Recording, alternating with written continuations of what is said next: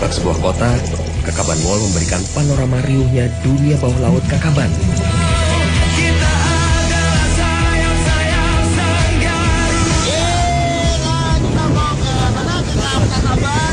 Kita lihat banyak banget dolphin, banyak banget lumba-lumba lewat-lewat.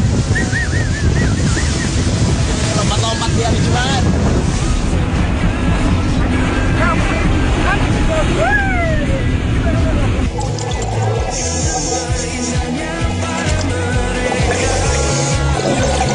Tidak terlalu lama menunggu, ratusan barakuda terlihat.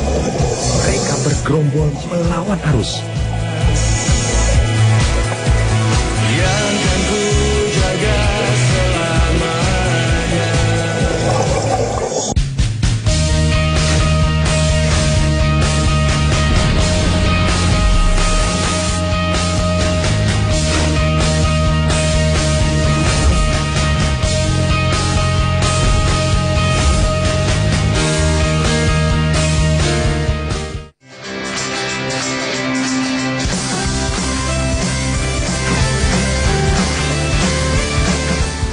Dari Bandara Kalimarau, kami bergegas untuk menuju Tanjung Batu. Taksi merupakan satu-satunya transportasi darat yang tersedia untuk mengantarkan kami menuju Tanjung Batu.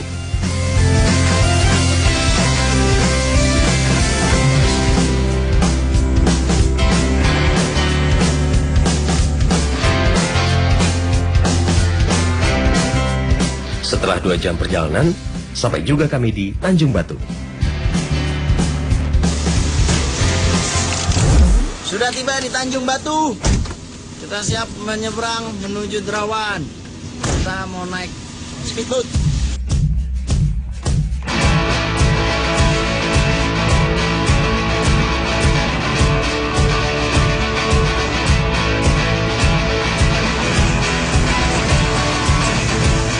Selama ini, saya selalu berpikir bahwa Kalimantan itu identik dengan sungai yang panjang, hutan yang lebat, dan suku Dayak yang mendiami pulau ini. Tidak pernah terlintas dalam pikiran bahwa beberapa gugusan pulau di Kalimantan Timur ini berhasil menarik perhatian dunia karena keindahan bawah lautnya.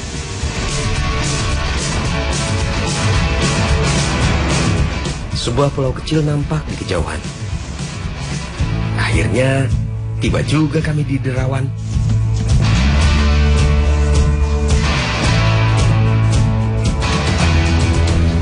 Jadi kita sore ini diving ditemani oleh Mas Icuk. Mas Icuk akan menemani kita, mendampingi kita. Kita akan turun di mana, Derawan. Sore ini langsung ya. Bersiap-siap. Sniper Point. Kepulauan Derawan telah menjadi primadona pariwisata Kalimantan Timur sejak era 80-an. Popularitasnya semakin naik seiring dengan kunjungan turis mancanegara yang meningkat. Karena sebagian besar dari kami baru mengantongi sertifikat Diving Open Water, maka kali ini saya dan tim hanya akan diving di sekitaran Pulau Derawan.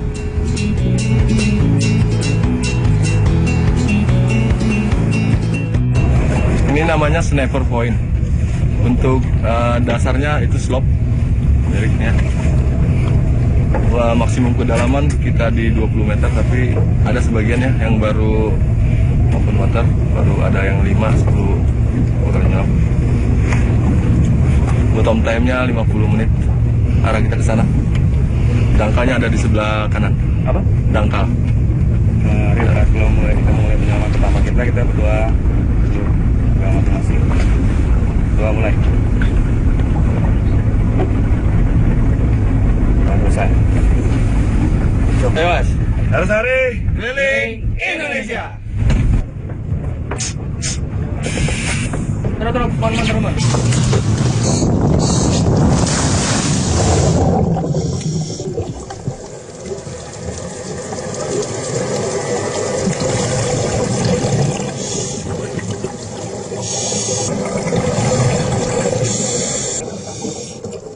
Saya kurang beruntung.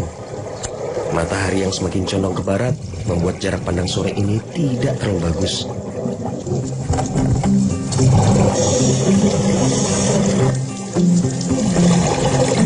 Untungnya, saya masih bisa menjumpai beberapa biota bawah laut Derawan.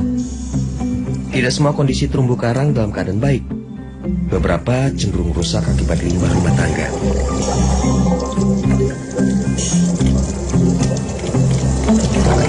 Semakin sore, arus semakin kencang. Picuk mengarahkan kami untuk segera naik ke permukaan.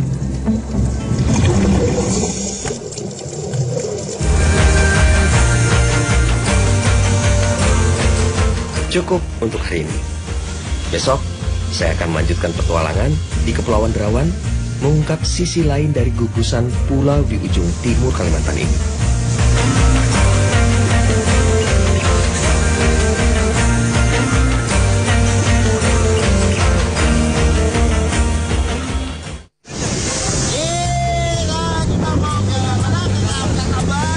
Kita ngeliat banyak banget dolphin, banyak banget lumba-lumba lewat-lewat.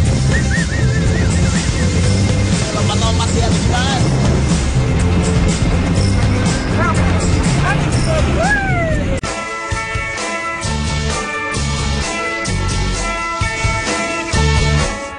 Tidak terbayangkan sebelumnya bahwa Kalimantan memiliki gugusan pulau seindah ini. Meski terpisah dari daratan utama, Kepulauan Derawan yang terdiri dari puluhan pulau kecil ini masih termasuk salah satu wilayah Kalimantan Timur. Imaji hutan belantara, rawa-rawa dan kelapa sawit seketika hilang ketika saya berada di kepulauan ini.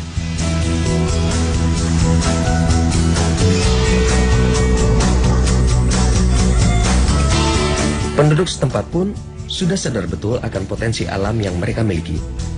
Tak heran, banyak penduduk yang menggali penghidupan dari sektor pariwisata.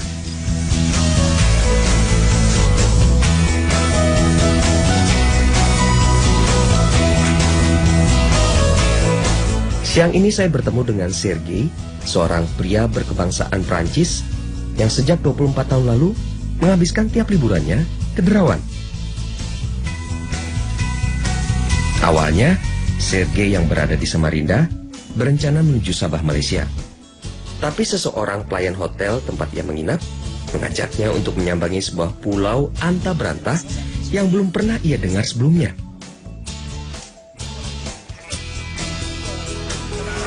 Yang baik di Derawan dulu itu suasana. Kalau mau keliling kampung dulu perlu 3 jam. 3 jam. Selalu harus stop di rumah. Oh, silakan naik minum kopi, minum teh. Oh, saya tidak bisa tidur karena saya minum mungkin 10 kali tempat. Ya, 10 teh ini. Penduduk ramah ya? Ya, ramah sekali. Dulu ramah sekali. Sekarang juga, tapi mentalitas berbeda. Betul. Sekarang kurang suka pergi ke kampung karena topik nomor 1 itu uang. Dulu tidak pernah orang bicara uang itu sama. Dasarnya apa yang bikin beda Pak? Ketika kondisi dulu 20 tahun yang lalu dengan Tidak ada listrik. Dulu tidak ada listrik. Hanya di kamar ada lampu dari minyak tanah. Kadang-kadang ada beberapa orang yang punya generator kecil untuk 2-3 rumah. Ada 1 lampu saja, tidak ada listrik. Tiba-tiba listrik datang. Begitu listrik datang, pasti mereka mau televisi, itu logis. Mereka punya mau karaoke, mau itu logis. Tapi kalau mau beli semuanya, ya harus uang. Tapi kalau dari segi alamnya dibanding dulu lebih rusak sekarang. Contoh Sanaraki terkenal di dunia, semua orang dunia tahu Sanaraki. Sekarang Sanaraki rusak. Yang ini kami menangis, saya menangis waktu saya datang pertama kali saya lihat Sanaraki rusak, saya menangis. Bagaimana? Tapi orang belum tahu konsekuensi. Kalau tidak ada pengelolaan, bisa dapat tempat untuk mancing, no problem, tidak apa-apa, asal saja ada tempat yang dilindungi. Pak Sergei, harapan Pak Sergei ke depannya bagaimana? Itu sulit ya, saya no problem untuk Derawan, terpaksa pariwisata massal terpaksa ada, karena itu benar Indonesia maju, tinggal lihat PIB, saya tidak tahu bahasa Indonesia PIB untuk tahu negara maju atau tidak. 2 tahun yang lalu Indonesia tambah 7, tahun ini tambah 5. Untuk Perancis tambah 0,1 dan ada krisis. Di sini maju dan ada bagian orang yang punya lebih banyak uang dan mau istirahat, mau santai, mau datang. Dan no problem, mereka datang. Tapi karena yang ini baru datang tiba-tiba terlalu banyak orang yang mengurus pengelolaan kampung belum siap. Dan harus kasih waktu pada mereka, mungkin bantuan juga, supaya masalah ini dapat jalan keluar. Tapi terpaksa tinggal daerah wisata, tapi pariwisata massal menurut saya dari orang lokal. Obrolan singkat dengan Sergei membuka mata saya tentang kondisi Derawan sebenarnya. Dengan populasinya yang kian padat, Pulau Derawan menghadapi tantangan serius. Penanganan limbah rumah tangga selayaknya diatur secara sistematis agar tidak mengotori laut. Tidak hanya itu, jumlah kunjungan turis yang tidak sebanding dengan luas Pulau Derawan membuat pulau kecil ini kelebihan populasi pada waktu-waktu tertentu. Bayangkan saja, jumlah pengunjung Kepulauan Derawan bisa meningkat hingga mencapai 1.000 orang pada saat momen tahun baru. Merci beaucoup, Monsieur Sergei. De rien.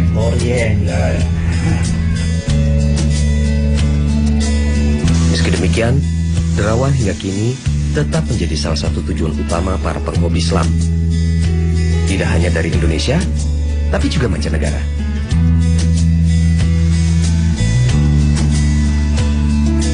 Namun, terkadang mahalnya akomodasi menuju Derawan membuat banyak pelancong dalam negeri mengurungkan niatnya untuk datang ke Kepulauan Derawan. Nah, jangan khawatir, saya akan membagikan tips untuk Anda agar dapat traveling hemat di Kepulauan Derawan. Jika menggunakan pesawat, Anda bisa menggunakan 2 rute untuk menuju Kepulauan Derawan. Pertama, rute Balikpapan Berau. Tak banyak maskapai yang melayani jalur ini. Oleh karenanya, saya sarankan Anda untuk menetapkan tanggal keberangkatan jauh-jauh hari sebelumnya agar harga tiket tersedia. Hindari berpergian pada hari-hari libur atau high season karena harga tiket akan mahal dan tiket sulit dicari. Jika menggunakan rute Tarakan Derawan, Anda bisa sedikit berlega hati. Cukup banyak maskapai yang melayani rute ini. Karenanya, tiket pun bisa lebih mudah didapat dengan harga murah. Jika berangkat lebih dari 10 orang, dari Tarakan Anda bisa langsung menyewa kapal cepat menuju Derawan. Harga sewa antara 4 hingga 8 juta tergantung kapasitas kapal. Terlihat mahal, namun jika dibagi beramai-ramai, satu orang hanya perlu membayar sekitar Rp400.000.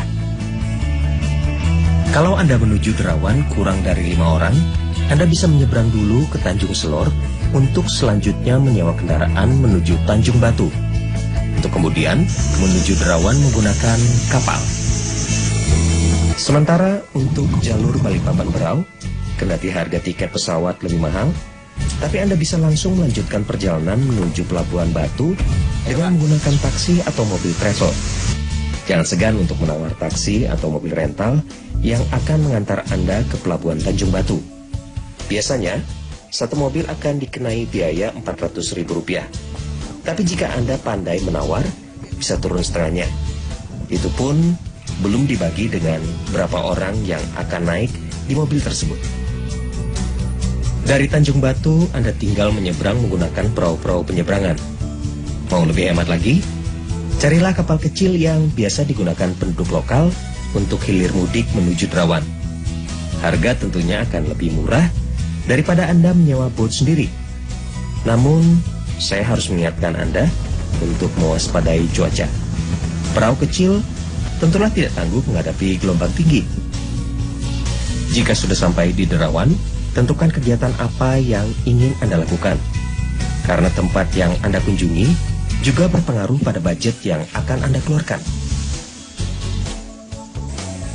Derawan adalah titik awal perjalanan sebelum Anda mengeksplorasi pulau indah lain yang ada di gugusan kepulauan ini. Pilih penginapan yang terjangkau dan menyediakan sarapan pagi sekaligus. Ini pasti akan menghemat biaya perjalanan Anda.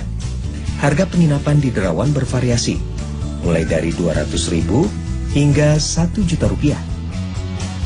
Namun, jika Anda jeli, Anda bisa mendapatkan penginapan dengan fasilitas AC dan kamar mandi dalam dengan harga hanya Rp300.000. Harga yang menarik kan? Ingat, karena biaya BBM yang cukup mahal, jumlah teman perjalanan Anda akan sangat mempengaruhi biaya yang akan Anda keluarkan. Semakin banyak teman perjalanan, maka akan semakin sedikit juga uang yang akan Anda keluarkan untuk membayar perahu atau bot. Bagi Anda penggemar diving, maka inilah tempat sempurna untuk menikmati belantara Samudra Biru dengan jutaan penghuninya yang siap membuat kita berdecak kagum.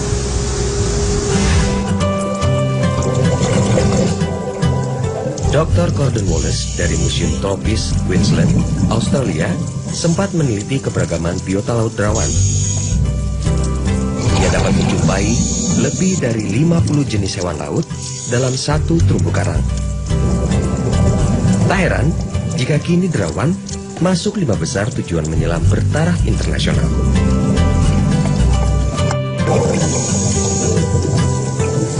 Kalau kemarin kita udah diving di Derawan, sekitaran Derawan, sekarang kita mau diving di titik yang berada di sekitaran Maratua. 1 jam perjalanan ya, Bon ya? 1 jam perjalanan kita naik boat menuju titik yang kita tuju. Semoga diving hari ini menyenangkan.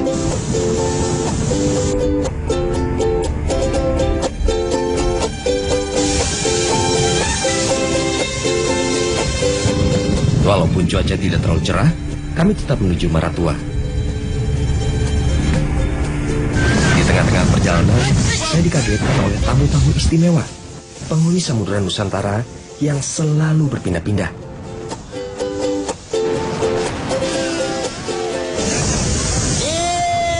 Kita mau ke mana? Ke Lautan Abang. Kita ngeliat banyak banget dolphin, banyak banget lumba-lumba lewat-lewat. Lompat-lompat dia lucu banget.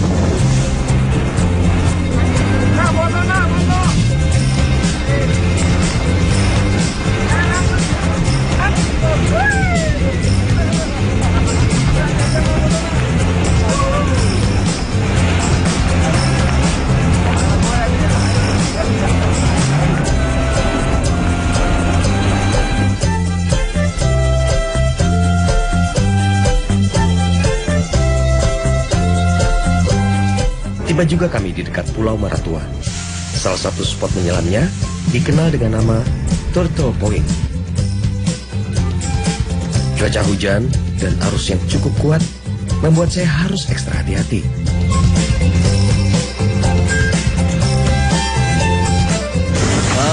Cuaca agak mendung. Semoga jika nanti kita diving di bawah harusnya bersahabat ya. Di ini kita akan nyemplung nyelup diving di spot Maratua.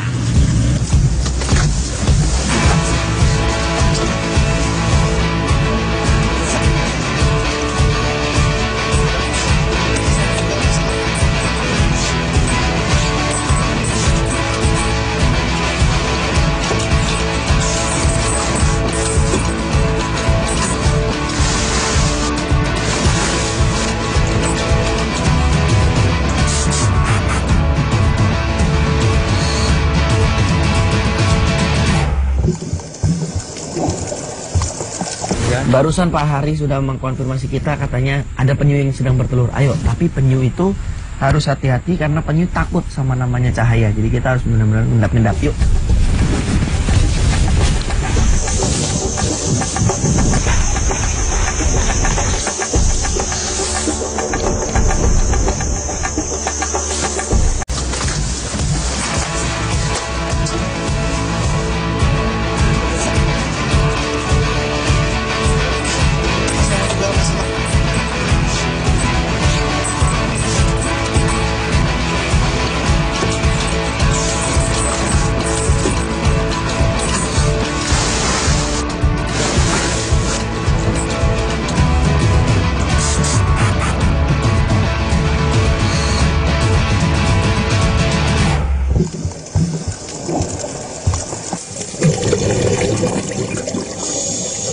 Matahari yang tak kunjung muncul sedari tadi membuat suhu air laut Derawan lumayan dingin.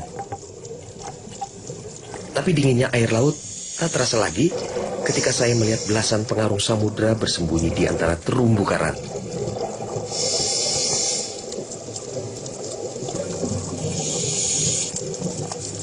Spot menyelam saya kali ini bernama Turtle Point.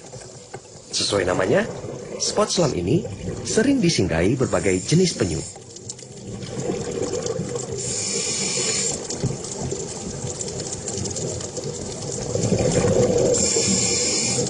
Penyu yang saya temui kali ini adalah jenis penyu hijau.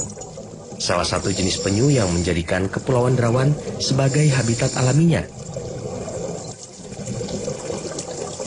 Kekayaan terumbu karang dan alga di Kepulauan Derawan menjadi alasan penyu-penyu hijau betah di sini.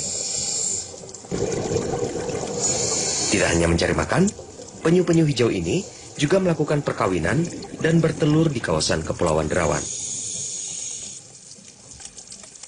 Jadi, rugi besar jika Anda ke Derawan, tapi tidak bisa melihat secara langsung makhluk yang mengagumkan ini sedang menari-nari di Samudra Biru Derawan.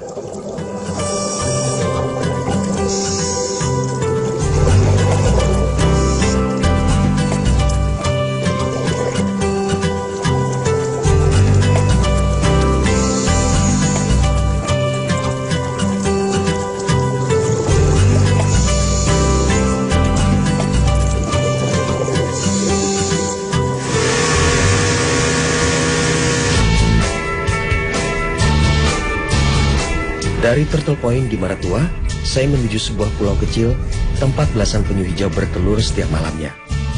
Pulau Sangalaki.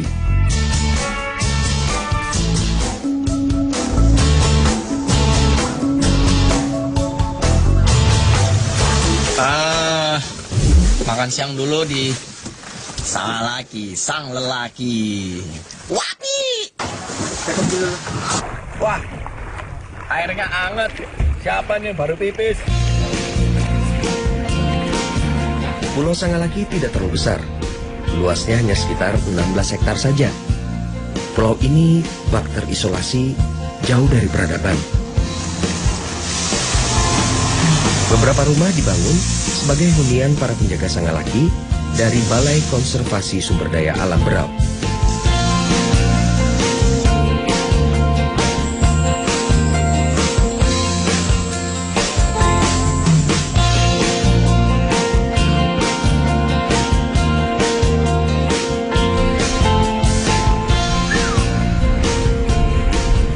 Di sinilah nanti kita akan bermalam.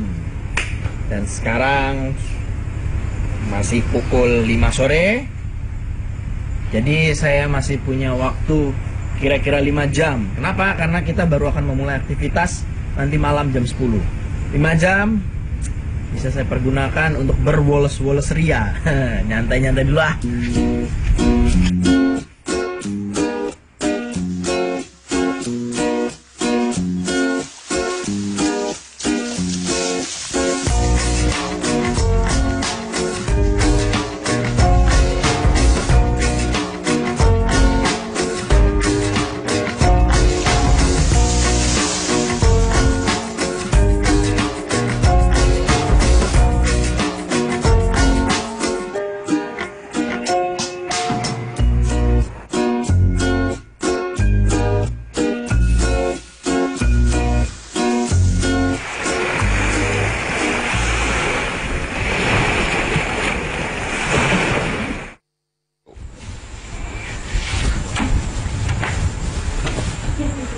Sudah pukul 10:30 malam. Ini tandanya meskipun angin malam sudah mulai bertiup kencang dan mata mulai mengantuk akibat kelelahan, sekarang waktunya kita melakukan aktivitas utama kita di Pulau Sangalaki ini. Kita bakal ditemani oleh Pak Hari yang memang bertugas berasal dari stasiun monitoring penelitian penyu. Kita kalau beruntung kita bisa melihat aktivitas penyu-penyu bertelur di Pulau Sangalaki ini. Ayo kita lihat penyu-penyu bertelur. Insya Allah beruntung. Barusan Pak Hari sudah mengkonfirmasi kita, katanya ada penyu yang sedang bertelur. Ayo, tapi penyu itu harus hati-hati karena penyu takut sama namanya cahaya. Jadi kita harus benar-benar ngendap-ngendap. Yuk.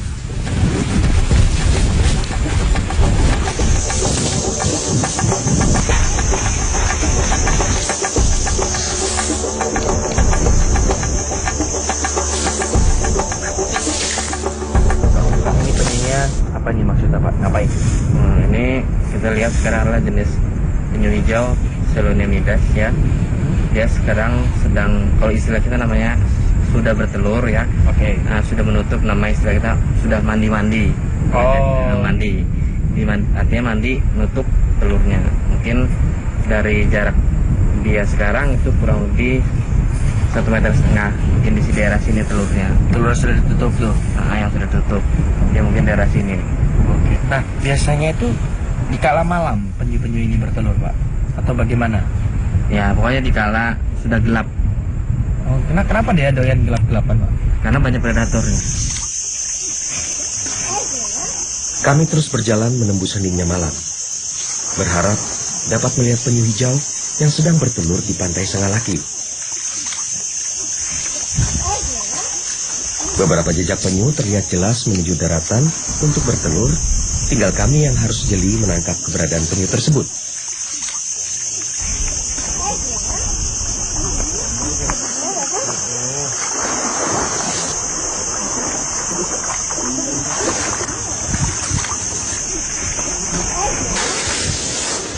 Ya, lagi-lagi saya ketemu dengan penyu yang sudah selesai bertelur. Jadi dari tadi sepanjang perjalanan saya melihat beberapa jejak-jejak penyu, tapi ini penyu sudah selesai bertelur dan dia hendak kembali menuju laut. Semoga kita bisa ketemu lagi dengan penyu yang masih belum bertelur ya.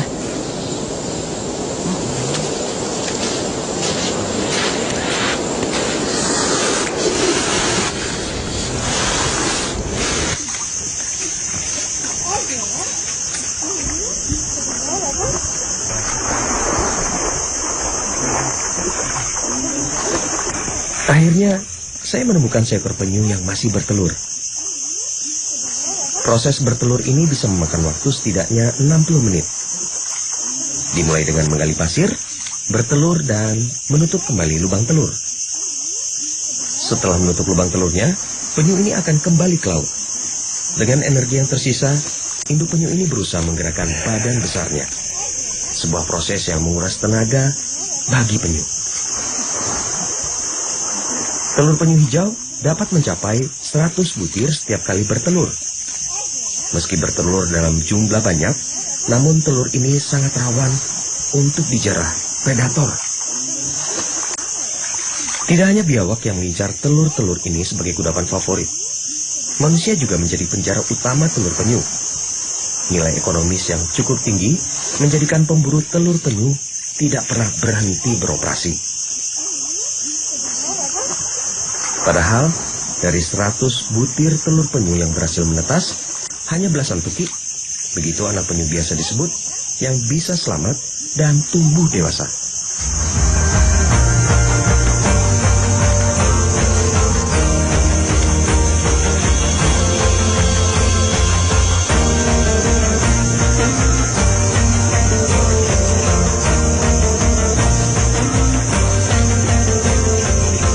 Kita sudah berkeliling mengelilingi Sangalaki 2 km ya kira-kira jaraknya, dan telah tercatat bahwa ada 11 penyu yang naik ke permukaan, ada 9 yang bertelur, dan ada 2 sisanya tidak jadi bertelur.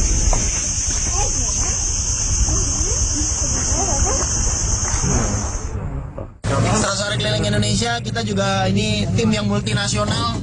Ada dari Finlandia, ada dari Thailand, ada juga dari Taiwan, Chinese. Terus kemudian ada lagi bintang tamu kita dari Bangladesh. I'm from Bangladesh.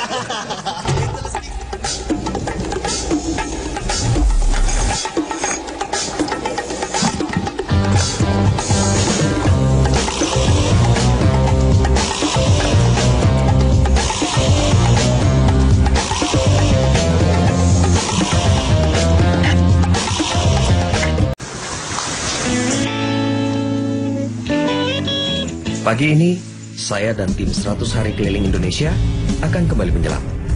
Spot yang kami tuju dekat dengan Pulau Sangalaki. Konon, spot yang akan saya tuju mendapat julukan dari para penyelam sebagai fish supermarket karena banyaknya jenis biota laut di antara terumbu karangnya. Ya, ini suasananya hektik banget karena yang mau lihat aja nih ada komunitas rumah susun sedang jemur pakaian. Jadi memang hari ini diving di Sangalaki kita lagi rame banget. Kedatangan tamu bule. Dan memang kebetulan sore-sore keliling Indonesia kita juga ini tim yang multinasional. Ada dari Finlandia, ada dari Thailand, kap, sawadikap, ada juga dari Taiwan, Chinese. Kemudian ada dari Nepal, Kathmandu. Kathmandu, Nepal. Halo, apa kabar? Ada dari Finland, bule. Dari Bangladesh. Kemudian ada lagi bintang tamu kita dari Bangladesh. I'm from Bangladesh. Little speak bahasa.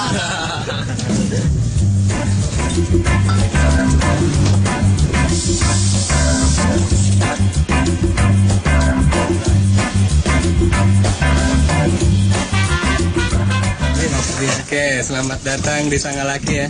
Jadi Pulau Sangalaki ini duduk di karang yang luas. Ya. Sekarang air surut kita bisa lihat itu sebagian daerah kering. Itu terus dari bagian yang kering sampai di laut sekitar 500 meter keliling pulau ini juga dangkal ya. Paling dangkal 18 meter di depan booth ini. Rata-rata 11-12 meter.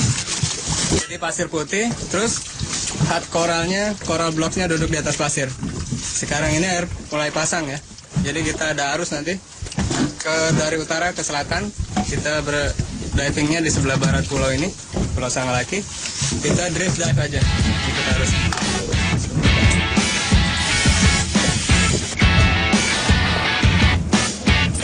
Ini mana? Udah turun.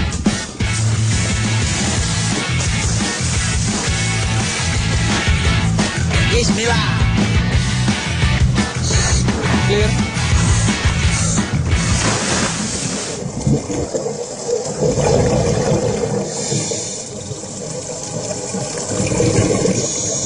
Sulit rasanya menggambarkan surga bawah laut di sekitar Pulau Sangalaki.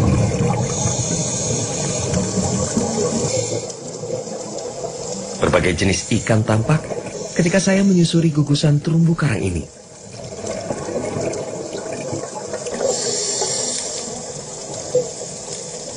Meski tidak terlalu dalam, namun arus di sekitar Sangalaki cukup kencang.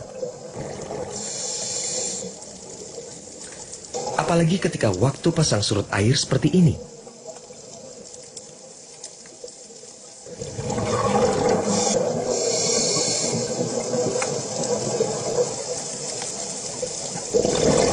Akhirnya, ikan yang saya tunggu sedari tadi muncul juga. Parimanta. Dengan lebar tubuh yang dapat mencapai 7 meter, parimanta menjadi salah satu jenis parimanta terbesar di dunia. Bandingkan saja dengan jenis pari lain yang juga ada di sini. Jika dibandingkan, ukurannya tidak ada seperempatnya. Parimanta hidup secara berkelompok. Tak heran jika saya melihat sekitar 5 ekor manta berkeliaran.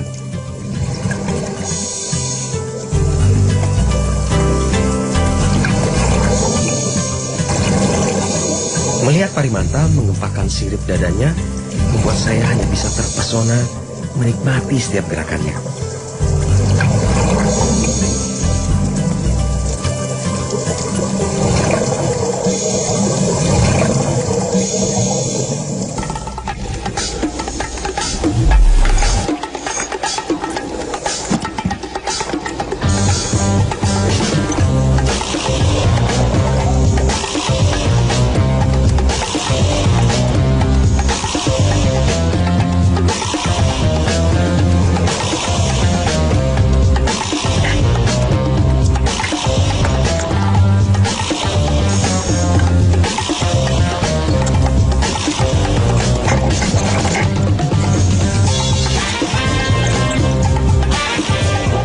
Saatnya kembali ke permukaan, menemukan keunikan lain Kepulauan Derawan yang mengundang decak kagum para ilmuwan dunia.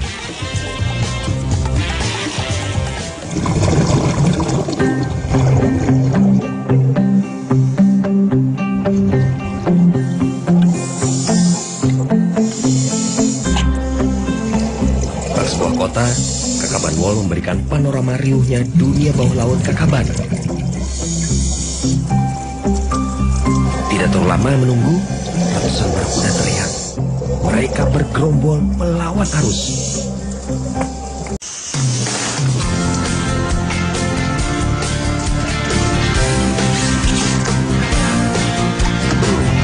Yuk.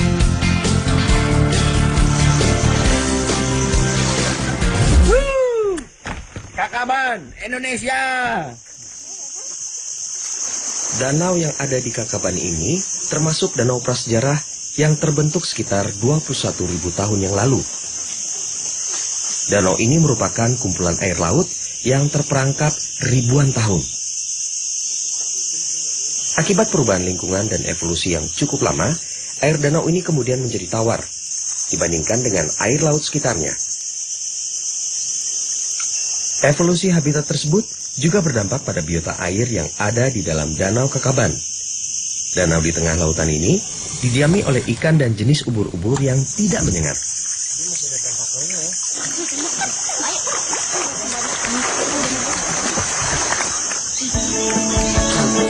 Di dunia, ekosistem seperti ini hanya bisa dijumpai di dua tempat. Yang pertama ada di Palau, Kepulauan Mikronesia, sebelah tenggara Pasifik. Dan yang kedua, ada di Kakaban, Derawan, Kalimantan Timur.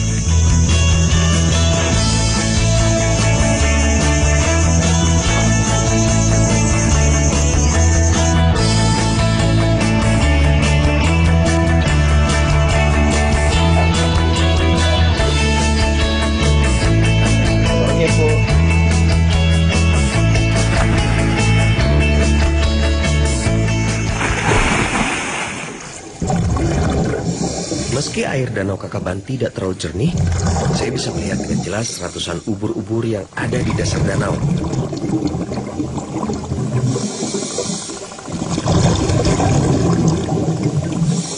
Ini dia, ubur-ubur terbalik. Satu dari 4 jenis ubur-ubur endemik yang ada di danau ini. Tekstur ubur-ubur ini lebih padat dan kenyal, seperti jeli. Berbeda dengan ubur-ubur bulan. Ukuran ubur-ubur bulan lebih besar dan berwarna putih transparan. Pulau Kakaban merupakan salah satu dari gugusan Kepulauan Derawan yang diusulkan sebagai kawasan warisan dunia oleh UNESCO. Keunikan ekosistemnya menjadi rahasia alam yang masih menyimpan tanya tentang masa lalu bumi kita yang telah tua.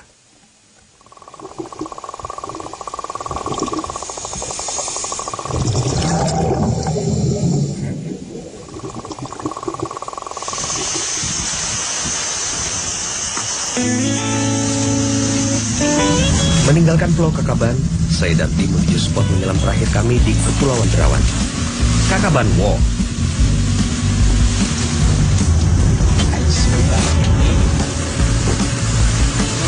Ini namanya Kakaban Wall. Jadi kita divingnya arahnya ke sana. Ya, kalaupun ada arus kita di corner itu kita crossing sedikit dan lepas ada arus lagi. Ya. Di sini kita bisa lihat wall cantik, ya. Sesekali kita bisa lihat ini kalau kita beruntung ada hiu kadang-kadang. Karena di sini daerahnya wall. Oh, hiu. Drop off ya. Di sini drop off. Jadi kedalaman kita hanya 20 meter, ya. Maximum depth 20 meter. Depth time-nya sama seperti tadi 50. Include safety stop.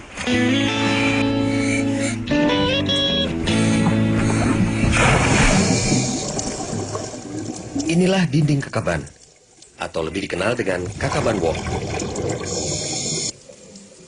Terumbu karangnya tersusun secara tegak lurus, membentuk dinding raksasa sedalam 180 meter.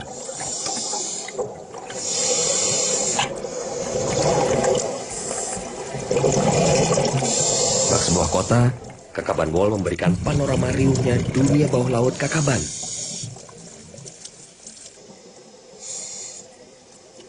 Ikan dengan berbagai jenis ukuran menjelma menjadi penduduk kota yang sedang sibuk dengan aktivitasnya masing-masing.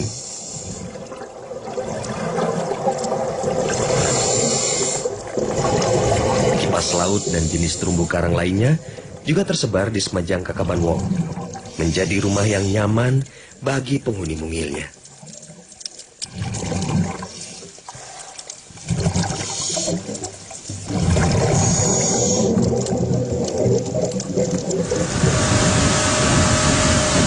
Ketika saya masih menikmati Kakabanwol, beberapa anggota tim lainnya menuju spot lain. Spot menyelam ini diperuntukkan bagi para penyelam profesional, bukan lagi tingkat pemula seperti saya. Spot menyelam tersebut dinamakan Barakuda Point.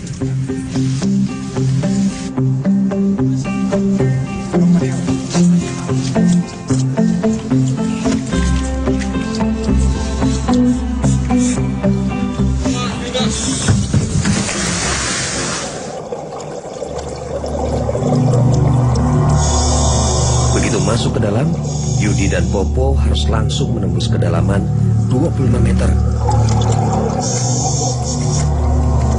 Arus yang sangat kuat membuat mereka harus berpegangan pada karang mati.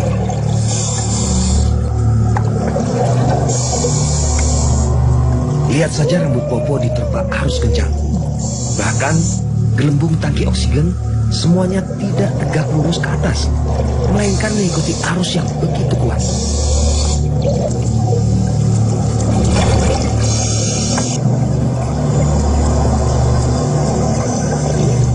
Beberapa penyelam asing berpegangan dan kewalahan menghadapi arus kuat ini.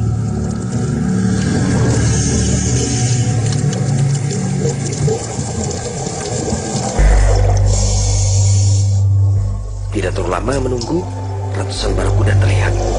Mereka bergerombol melawan arus.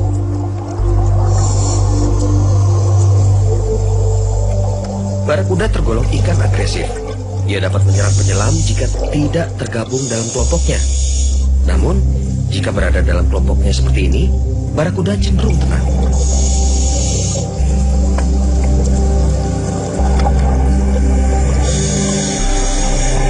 Jangan coba-coba untuk mengusik ikan yang satu ini. Giginya dikenal besar dan tajam, cukup kuat untuk mengoyak daging penyelam.